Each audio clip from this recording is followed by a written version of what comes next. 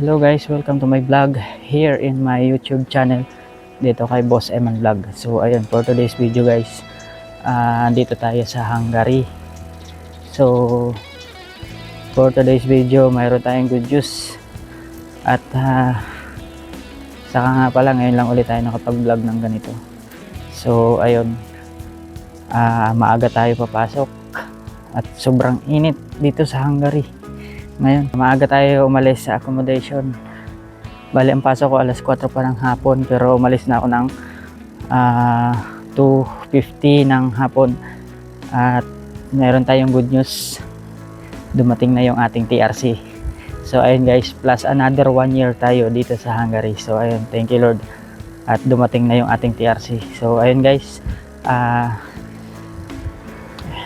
share ko lang yung aking good news ngayon at makukuha ko na yung aking TRC at pupuntahan ko na sa aming HR sa trabaho namin. So ayun, thank you guys sa mga nangangarap mag-abroad.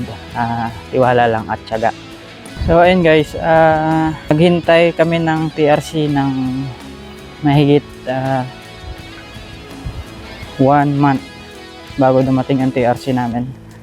So ang hawak namin ay temporary lang. So ayun, na-expired na yung aming temporary, hindi pa rin dumating yung aming TRC. Pero ngayon, dumating na. Kaya ayun, thank you Lord. At dumating na yung aming TRC. So ayun, for today's video, another 1 year na naman tayo dito. At sana sa sunod, ma-extend ulit. So ayun guys, papasok na tayo sa trabaho. Malapit na tayo.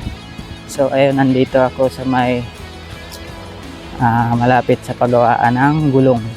So ito guys, napakalaking company rin yan guys. So malapit-lapit na ako sa trabaho namin.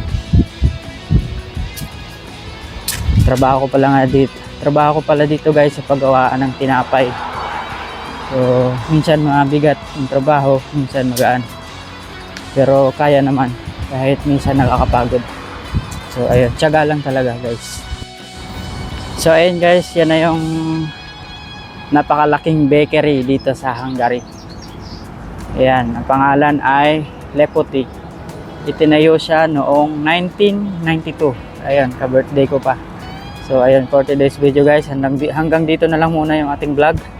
Thank you for watching. Don't forget to like and share and subscribe na rin guys. Thank you and God bless.